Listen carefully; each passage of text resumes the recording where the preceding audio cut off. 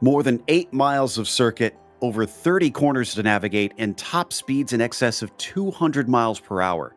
Le Mans is no joke in classic Formula One cars, so strap in and prepare for some excitement as we get ready to watch Round 7 of the Lotus 49 Grand Prix Legends Series. And you'll see it all live here on the Global Sim Racing channel. Hi, I'm Joe Peak, and with me in the booth is Roush Racing driver Joey Atterbury. Behind the scenes is our director, Christian Duploy, and he's using cameras provided by Dougie Beard.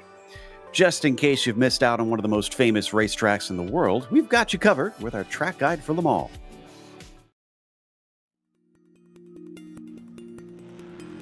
Welcome to Le Mans. When you talk about legendary circuits, this is a place that stands among the most famous in the world. Part permanent road course, part temporary street circuit, it traipses through the countryside just south of the city where it gets its namesake. Its size matches its reputation as well, clocking it at 8.5 miles, which equates to roughly 13.5 kilometers. However, when you take into account that it's split by only 33 turns, the frighteningly fast nature of this circuit becomes clear.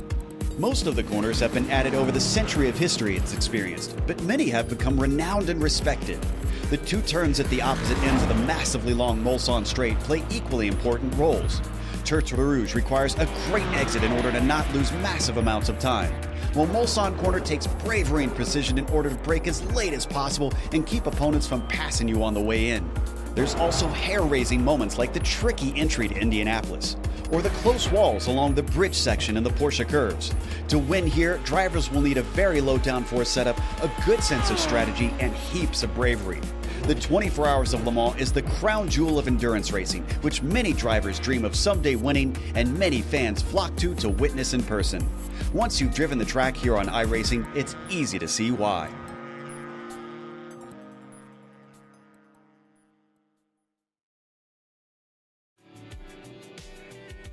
This is a big track.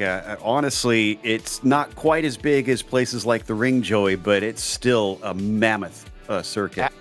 Absolutely. I can count the number of corners on this one other than the Nürburgring over there, but 33 turns in the full-length description here, 8.47 miles long, and the key to Le Mans over here is just the straight line speed. I think that Sector 1 is probably your most, call it, technical sector. It's got a couple small chicanes to start off the lap and then out onto that Mulsanne straightaway. It looks like we are running the version that does have the chicanes here. You can correct me if I'm wrong, Joe, but it's going to still be about top speed and then heading down into that Mulsanne corner. You got to be confident on the brakes there, not just go flying off into the gravel, into the guardrail. And then also, after the Mulsanne corner, heading into Indianapolis might be one of the trickiest sections in this, call it track and car combination, because you have an incredibly fast top speed, but you don't have any downforce, and that leads into the fastest corner on the racetrack, which you immediately have to jump on the brakes down to Indianapolis there. Always have to manage that weight transfer and be able to stop the car on the racetrack. And then Sector 3, definitely very fast and flowing in terms of the S's, the curves out there, and then a little bit stop and start to really end the lap with those final 4 chicanes. So there's a lot to try and deal with throughout the lap here, but let's talk about what they're dealing with in the championship as well. And up at the top of the F1 standings, it is Seb Tixier now over Jorge Nieva by 7 points. Nicola Kaki tied with Togo Hisada as well. Look at that. Top 4, only 17 points apart. It is very much closed up. Andreas Valenteus, 35 points back, and he is here today. So he could still be in the hunt for this championship, even though he's missed a couple rounds. From there, it still remains tight all the way down to Steve Morris, who is only 66 points behind. And remember, it is 60 points for a win. So that tells you how close it is here. We've also, of course, got an F2 championship in this series. Yeah, and right now, with the drops included, look at how close it is. Only 2 points separating Jan Steffen and Jonathan Jordan. Even include Mats Linden, only 11 points separating those top 3 drivers, and it doesn't really spread out after that. You see only 4 points separating Sandy Banerjee, Thomas Tuba, Tobias Harnvey, and Roberto Pingrazzi. There are Andres Bruno, David Muse, and Thomas Willershausen inside of the top 10 as well. And we have a Nations Cup that they compete in for this series. Spain leading Italy currently, with the U.S. and U.K. finally split, Singapore in between them. And it's still tight down for that third position in the points battle. In fact, look at Japan and Germany, only 7 points between them, and then 3 more back to get to the Netherlands. So at this stage in the championship, a lot tighter than we're used to seeing for the Cup of Nations. This is going to make it fascinating coming to the end, but let's update our viewers on what we're in store for today, Joey. Right now, qualifying is going on for round number 7 of 12. It will be 9 laps around Le Mans. Open setup as always, so it is not a fixed setup. It is not spec racing. You can open up that garage tab and you can tweak and tune on that car. Make sure it drives exactly how you need it to around this French circuit. No spare cars, so if you pick up any damage by running into a competitor or a guardrail or a wall or anything like that, you're going to have to live with it. Drive-through penalty at 17 incident points, disqualification at 25 incident points. There is plenty of runoff here at Le Mans, but the name of the game, I say it every single morning out here with the 49s, just don't go running into your competitors with those exposed wheels. It really will end your day. Some of our drivers have ended their qualifying a little bit early, interestingly. They should have had enough time to get back around to take their second lap, but most have decided not to. As Seb Tixier is one of them. He's put himself into second on the board behind Jorge Nieva by about half a second. That's going to sound like a wide gap, but you have to remember we're looking at nearly 4 minutes to circulate around this place. I was watching kind of the majority of these first lap times roll in, and I think it was over half of the field. It had already been 4 minutes past in qualifying, and over half the field hadn't put down a lap time. It is so tricky here, being almost 4 minutes per lap, that you have to get going immediately in qualifying, or you may lose out. Well, Valenteus is on his first timed lap. He abandoned his first attempt at it, which will automatically delete that lap. And this is his only go at things. So he's got to keep it clean or else he'll have to start from the back. Now, passing is definitely possible here. And we'll see that with the pack racing that these cars will experience, Joey. But you don't want to lose touch with the leaders in the early stages.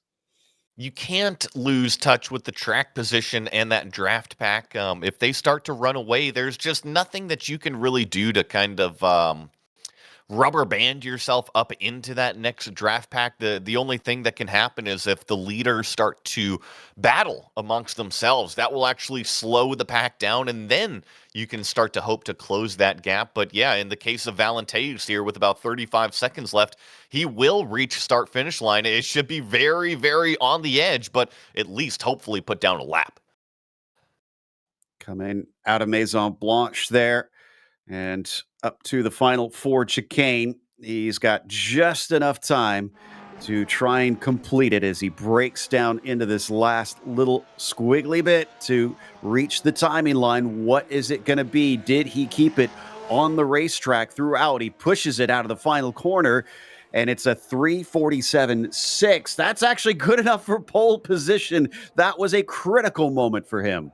Talk about going from zero to hero. The number 1 car snags away pole literally as time runs out.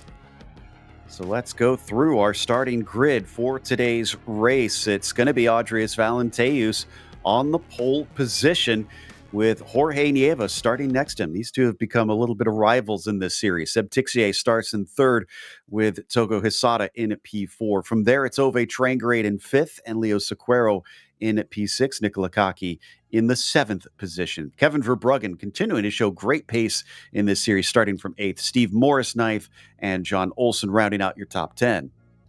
Then in the number 18 and 11th place, we have Edouard Jarmilo. Gary Ho is going to be next to him, lined up in 12th. Alan Graham in 13th. Jan Steffen in 14th, with Roberto Pengrazzi in 15th. Matt Keane next to him in 16th. Row 9 will be Matthew Maudsley and Bruno Santamaria. Cam Porter starting in 19th, and Tomas Tuba in 20th.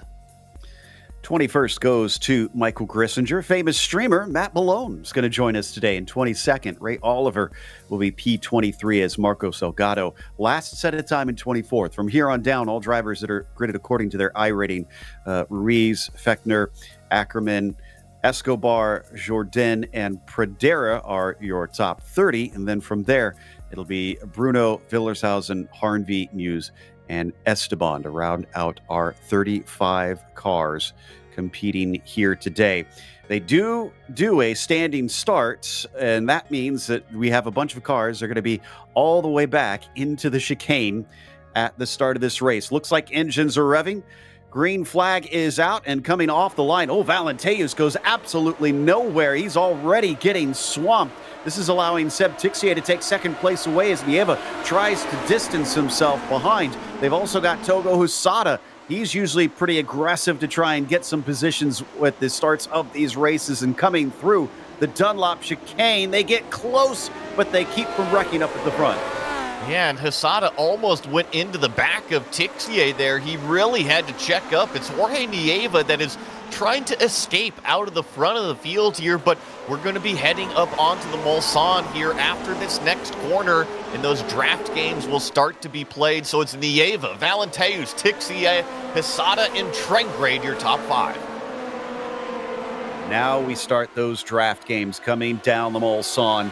Nieva has got himself almost a second, and that might sound like a lot, but remember, you can be as far back as 2 seconds and feel the effect of the draft up ahead. That's how powerful it is here. So he's not going to be able to run away quite yet. You can already see cars jockeying for position down this long run to the Daytona chicane. It's a little bit calm up at the front, and by calm, I mean single file for about the front 10. And then this next pack going into the first chicane, it is wild. There's problems. I believe that was Nicola Cocky going up over another car. 3 of them involved. Steve Morris tries to get out of the way of a bunch of cars, and that's going to cause even more problems. Unfortunately, it is an absolute mess down the Mulsanne. It is not common that we see this, and the speeds are just so ridiculously high. A lot of drivers unable to avoid. That was wild.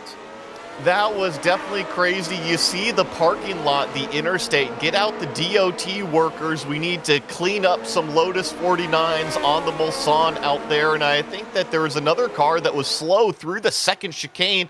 I'll have to try to pick out who that is, but it is definitely spread out the race up front. I can't tell you, the top 7 still in a nice draft group.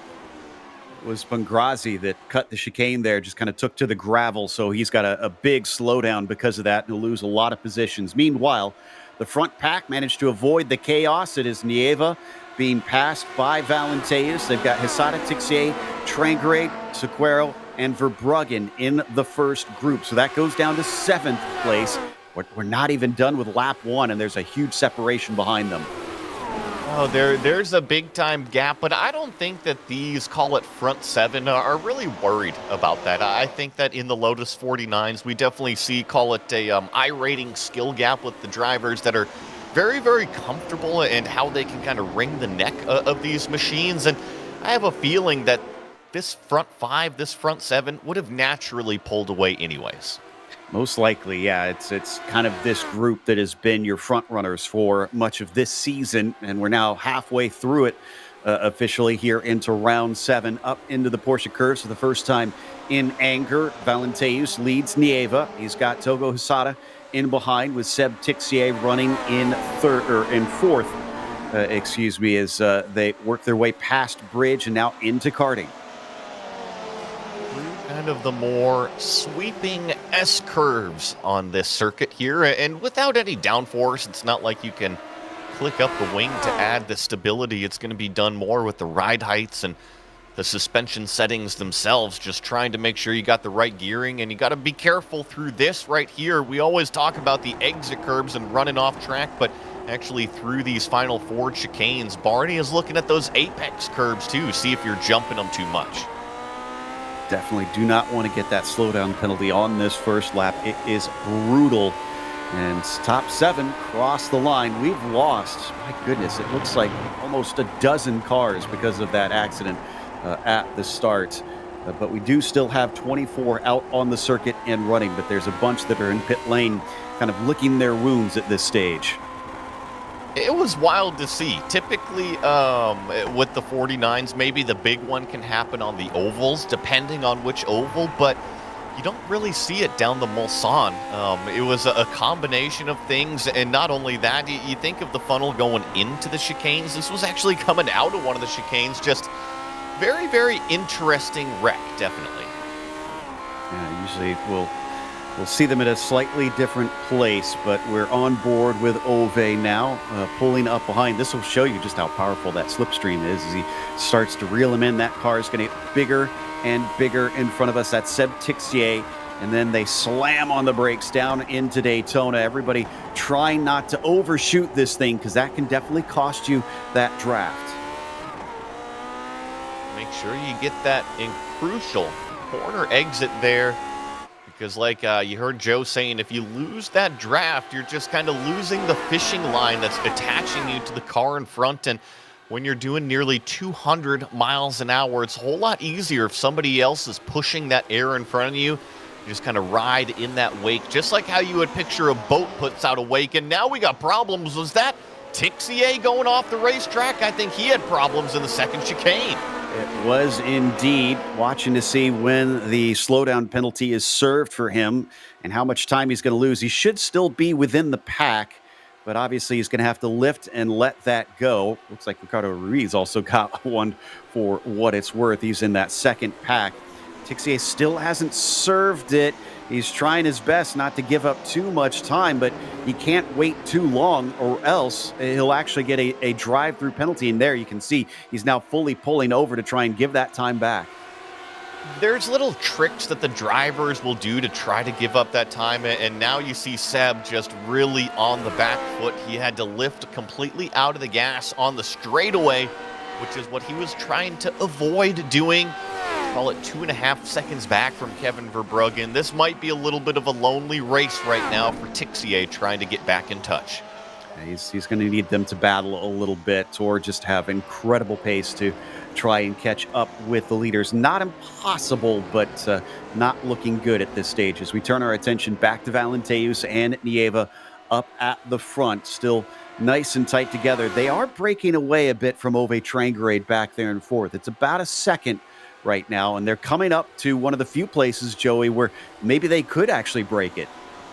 They are very comfortable. When we were talking about the fast guys, I think that really all of these guys and gals in top split are incredibly fast. They'll be able to smoke me any day of the week on the sim, but you look towards the front of this field, the pointy end of this field, and it really is crazy just how much they understand these Lotus 49s, how much they can slide them around the racetrack and still be completely comfortable and keep the pace up.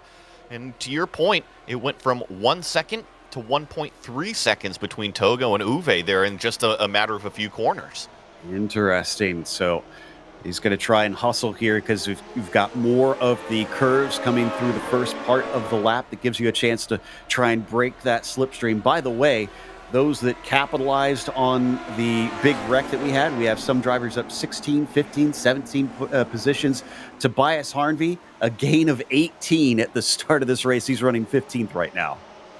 It's wild. You kind of brought my eye over to that as we watch our leaders go up and through the first sector. I would call it ninth place on back is just wild. I'm just going to read off the info here. Plus 16. Plus 16, plus 12, plus 15, plus 17, plus 18. It goes on. And those are positions gained for each of those drivers. It's been a wild ride. Sometimes you got to pick up where you can grab those good opportunities, and this is definitely one of them for a number of drivers. I'm looking to see. Bjorn Ackerman was able to get back out on track, but other than that, I don't see any of those involved in the wreck yet to return. It's only 9 laps, but remember, it's 4 minutes per lap around here, a little bit less than that, really. So they still have time to try and get back out on the track as we continue to watch the top 3. And now it has firmly separated itself. Leo Sequeiro is behind them instead of Trangarade, and it's 3.5 seconds. Looks like we're going to get some shots of some replays here from the opening lap as we watch Togo and Nieva and Valenteus just kind of drafted along towards the second of the two chicanes here in the Mulsanne. So this is the big one. Watch the green helmet right here. That's Cocky making contact, and then Edouard here that we're riding on board with just really nowhere to go. And I think that Cocky's car breaks even more, and there's second contact, and it leads to even more of that giant interstate pileup.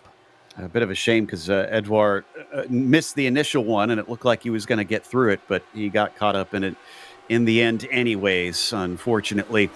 So he is one of those that is down on pit lane trying to get the car repaired if possible. Top three coming out of Mulsanne hairpin and continuing to stretch away from those behind. Now, this is where it's going to be fascinating, Joey, because these three absolutely know the game. They know if they make a pass, it's really not going to mean much. So kind of curious, at what point does this start to become a little bit more active? If you're asking me when, I think it's already going to happen. We were highlighting how Trengrade was only about a second and a half back. There was the look from Nieva going down into Indianapolis, but what was right about 1 second has now ballooned to 4 seconds. So I don't know if maybe Trengrade had a slowdown at some point this lap, but it provides the top three that buffer that they can actually fight it and not lose that gap anymore.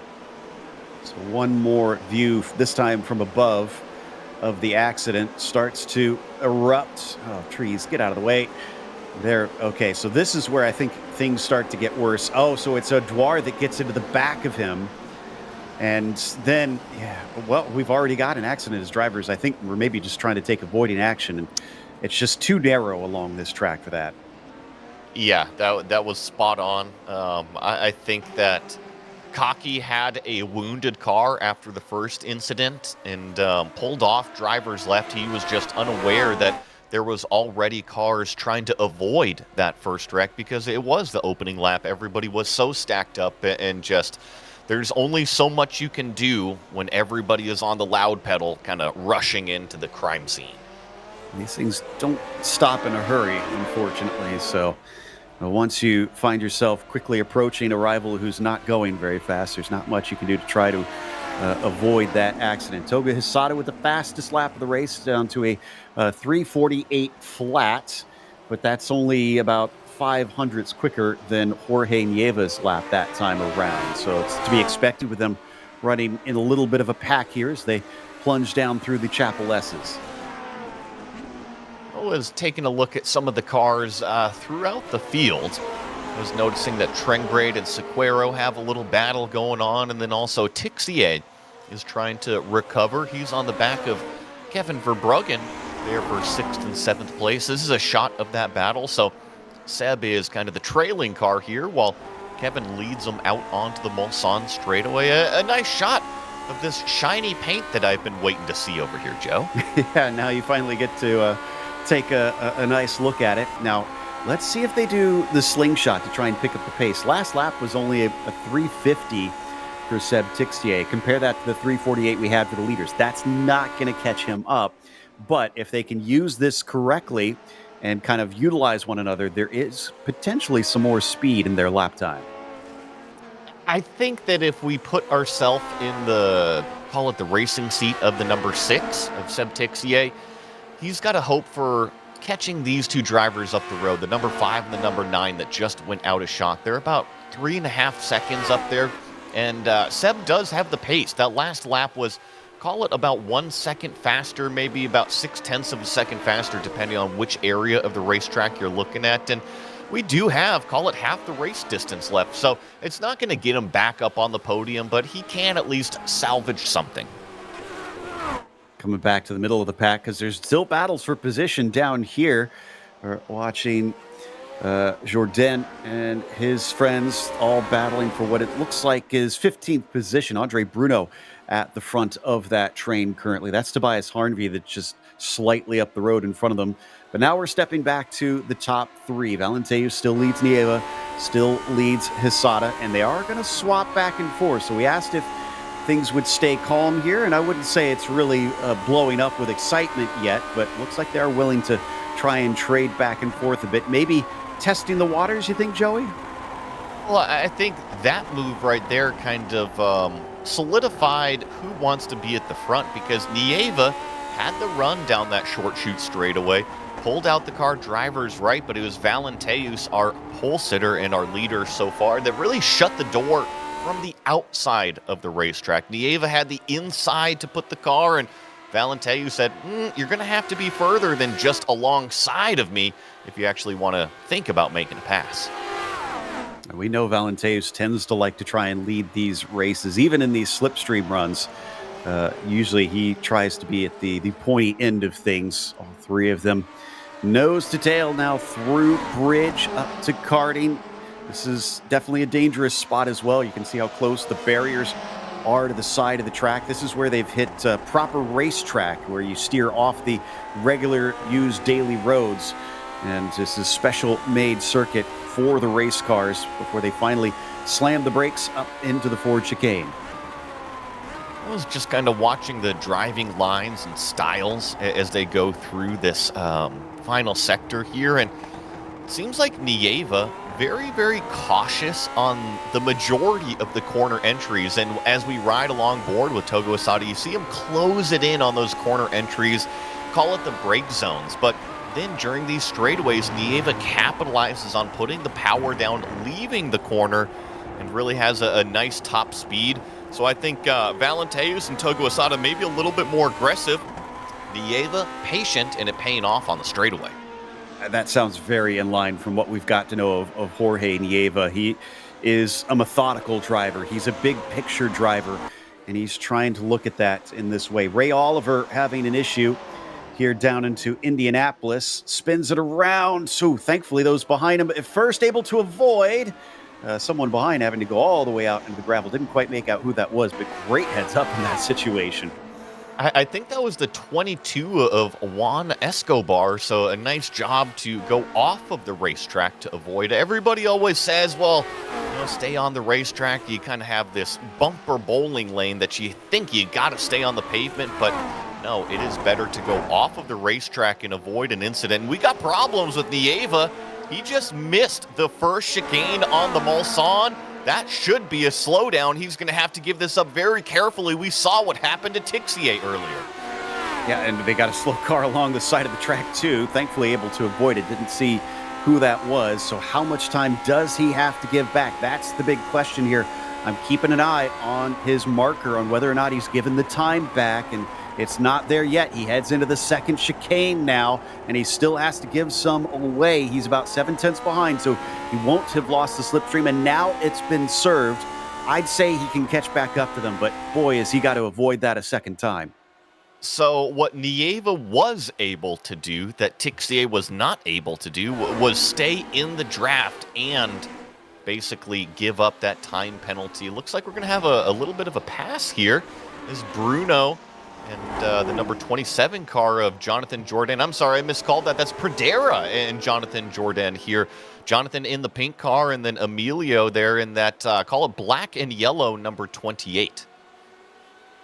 You can see they've got another couple just behind them, the Bruno that we were talking about, along with Muse. They'd certainly like them to battle a little bit, but will they, coming up to the breaking of the second chicane along the Mulsanne?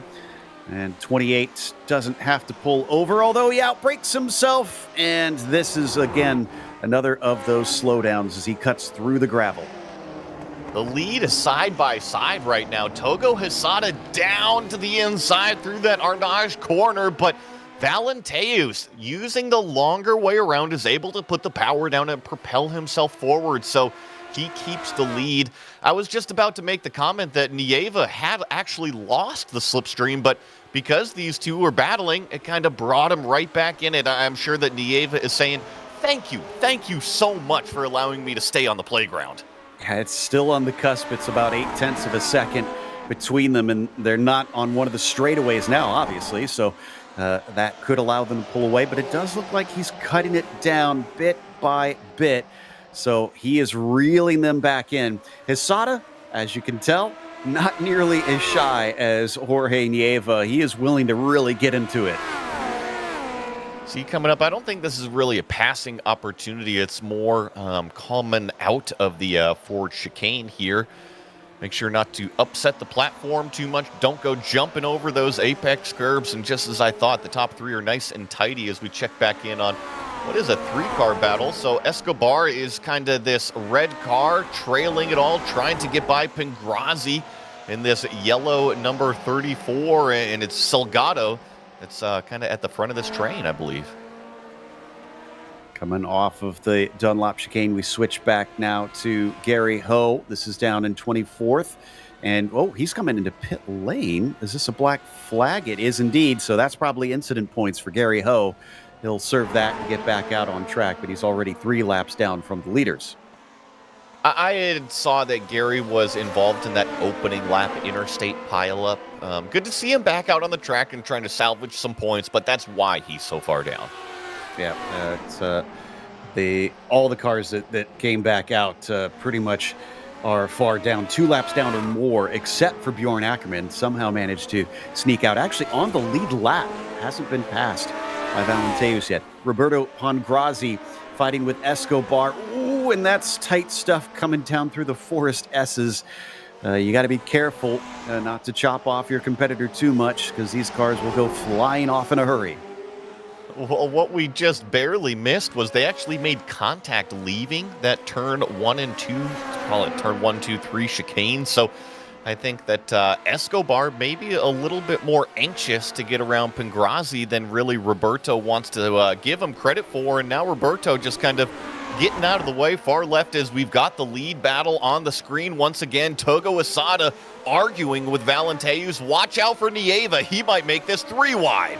If I know Togo, he's having fun out there. He's enjoying getting the duel here with Valenteus. Even if this brings Nieva back into it, he's down for some fun. And yes, he cares about the championship, but he knows there's some respect between himself and Audrius. They can give each other space and still fight this one out. Coming down to the braking. Oh, Audrius outbrakes himself. He won't get a slowdown, but he needs to get on that throttle quickly so he doesn't lose out. That was the first big mistake we've seen from our pole sitter, and I don't think it's enough to get him out of that slipstream range. Remember, he's been the one that's putting down those purple fast laps. I think that Nieva should probably close the door on Togo, and now you see Hisada get back in the slipstream, so it's all going to be the number 2 car leading them through Indianapolis. We're going to see if Valenteus can pick up the pieces. Speaking of fast lap times, I just checked in to see where Tixier is, and he's losing touch with Trangrade and Sequeiro, so he's not catching up to them. It's looking like you said, going to be a lonely race, and 6th at best, unless somebody in front of him wrecks from here on out. That said, 4 laps to go. We're past the halfway points in this race, and now drivers will start to have to think, okay, where do I want to position my car? Where do I want to be coming to that last lap? Since you were just mentioning Seb Tixier, I know it will be a little bit of a lonely race for him back there, but I think he's got maybe a cutout that he could put on a chair next to him, maybe have a conversation with somebody there in the room, albeit maybe only virtually. A friend to keep him company. Yeah. But despite talking to imaginary friends, Seb Tixier is going to stay focused as we continue to watch Hisada, Nieva, and Valenteus. And already Audrius has caught them back up. He was almost a full second behind after that penalty. Well, sort of penalty, just a mistake, we'll call it. And he's run them down and is making this a battle once again. They've gapped themselves by about 5 seconds to Trangrade. So if they do battle too much, there is the possibility they could be caught, but it's becoming more remote. You're right. Yeah, I don't think that Trangrade and whatnot are going to be able to catch them. I think that through the battling that we've seen, they haven't been able to close up the gap, so I don't expect it to close up here in the final 3 laps. It's just going to be up to our front 3, Nieva, Hisada, and Valenteus, how they want to finish on the podium. Hopefully, Joe, it doesn't end in tears in some gravel on the side of the track. So here's the question if you're Jorge Nieva. I said he's a big picture driver. 60 points for win, 55 for second, so still a good amount there for if he doesn't take the victory. It's 45 points for 6th place, where our current points leader sits. So does Seb kind of accept things and not try to push it too hard towards the end, as he looks like Andreas is going to take a peek down into the chicane and then decide against it? Or does Nieva go all out and try to get those extra 5 points here for the win so that he can, keep the fight alive with Tixier? If I know their personalities, I think that Nieva is plenty happy being in third place.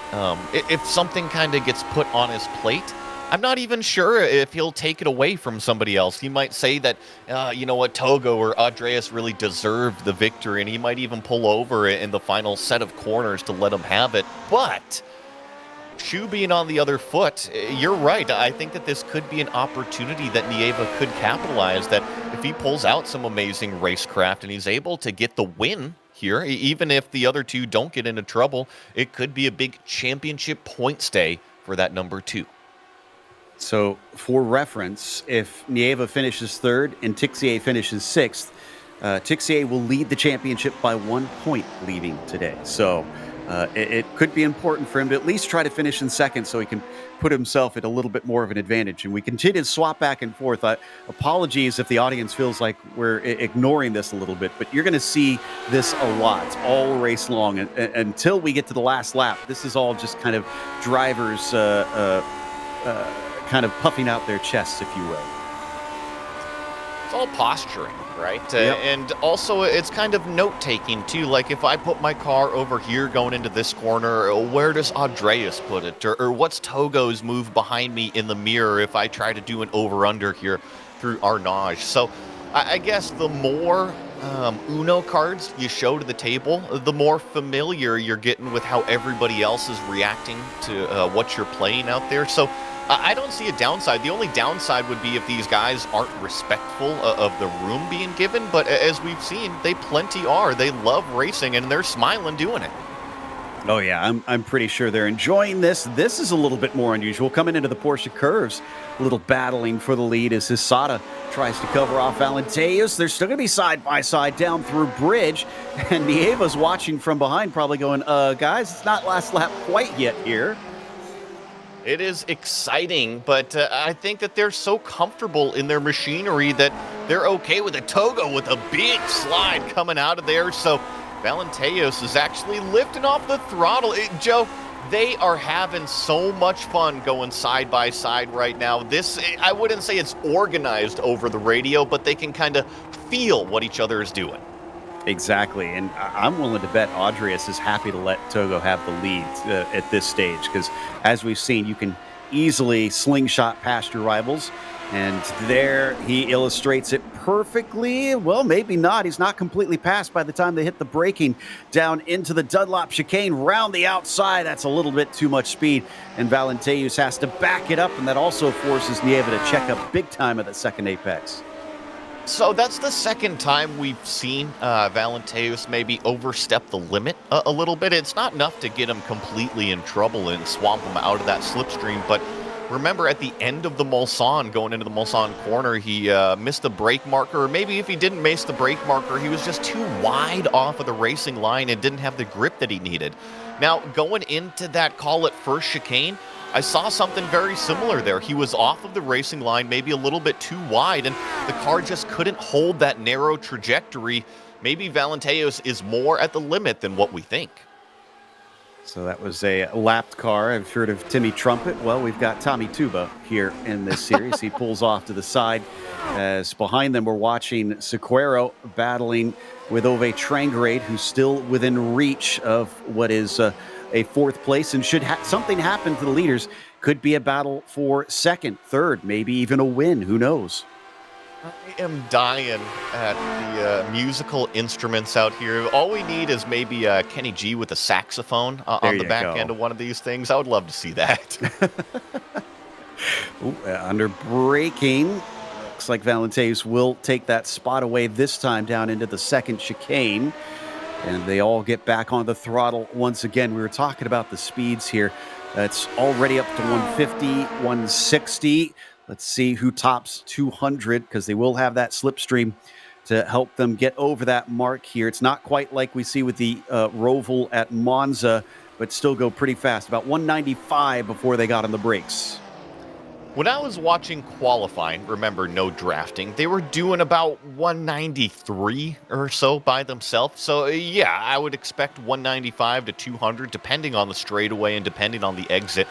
Things are going to get really spicy here. Nieva's got a monster run in third place. Togo Hisada is already posturing out drivers right north, and Nieva actually backs out of it.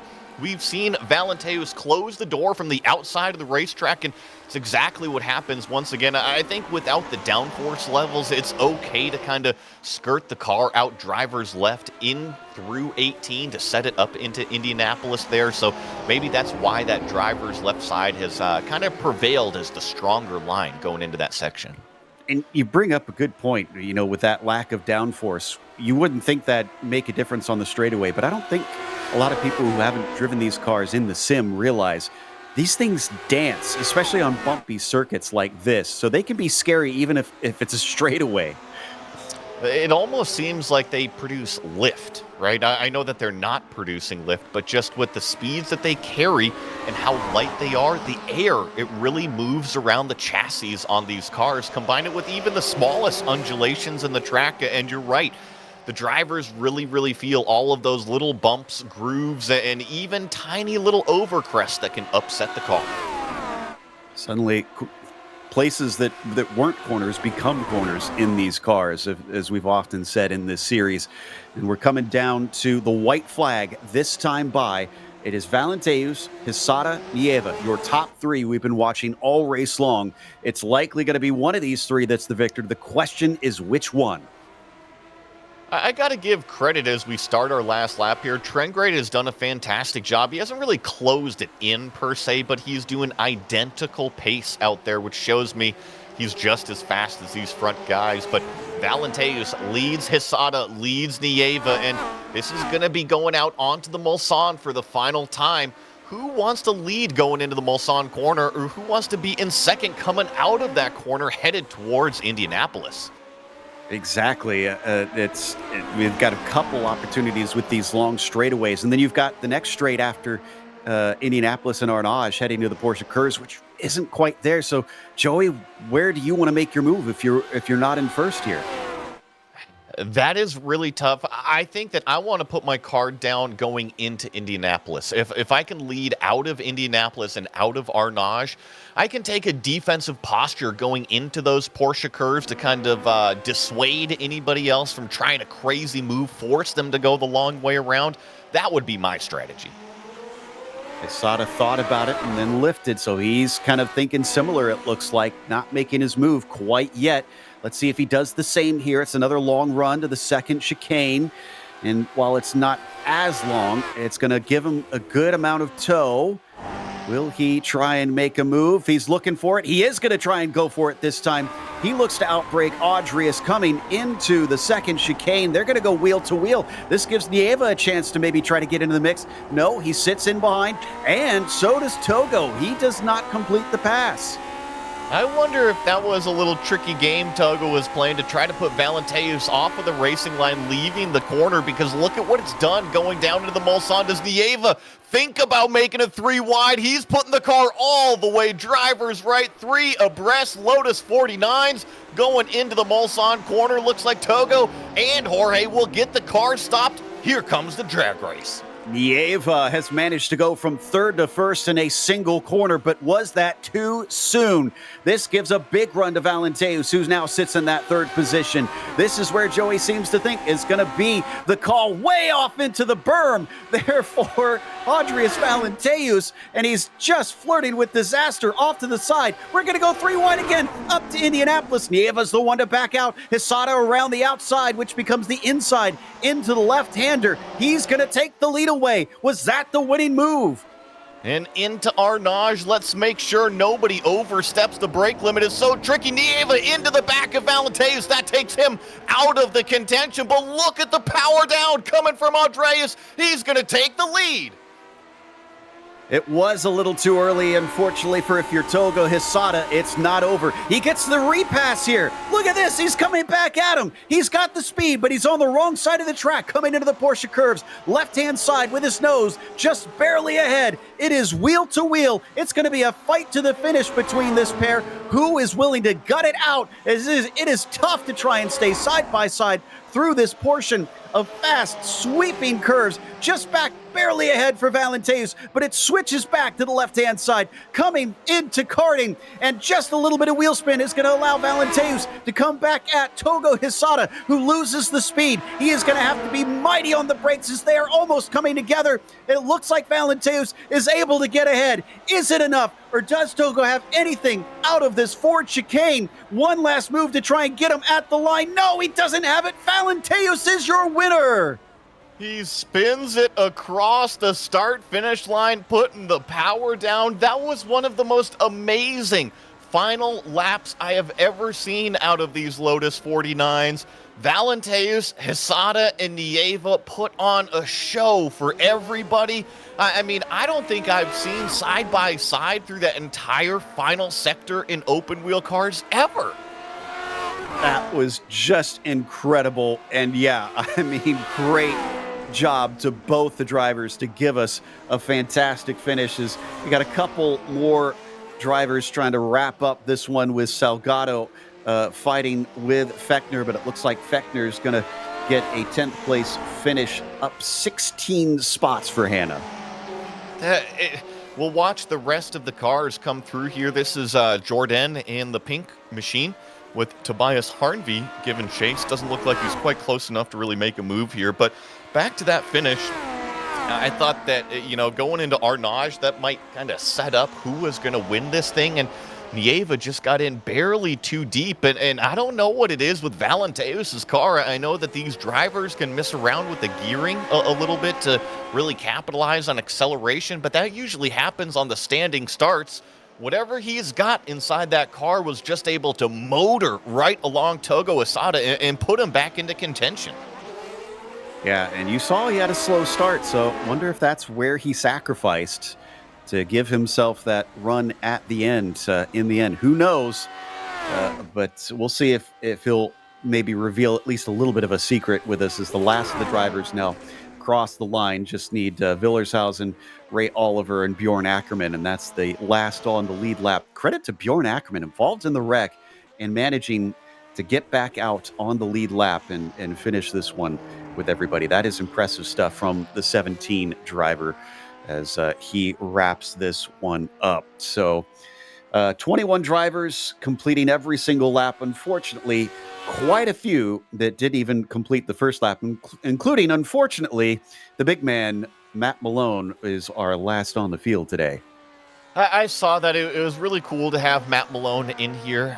Always a popular streamer, especially when it comes to iRacing. But yeah, he was caught up right in that interstate schmozzle on the opening lap. I was watching him going into the first chicane, and he was part of the group that I think was 3 wide going into the first chicane on the Mulsanne. So I think that even though he only got a third of a lap in, it might have been the excitement level cranked up to 12.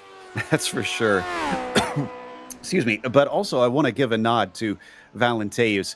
I mean, he's very competitive, but still a good sportsman. He even mentioned in the chat afterwards, not sure if I braked early in Arnage and that caught you out, George. So, I mean, he's still concerned about his rival and if he did something wrong, which, I mean, even if he did brake a little early, I feel like he was perfectly fine in that situation. We'll talk about it in a bit, but for now, let's go over our results as Audrius Valenteus was your winner over Togo Hisada. Nieva was able to collect it in time to finish in third, so he didn't lose out to Trangarade, who was P4 today, with Leo Sequeiro in the 5th spot. Seb Tixier was P6, with Kevin Verbruggen in 7th and John Olsen in P8.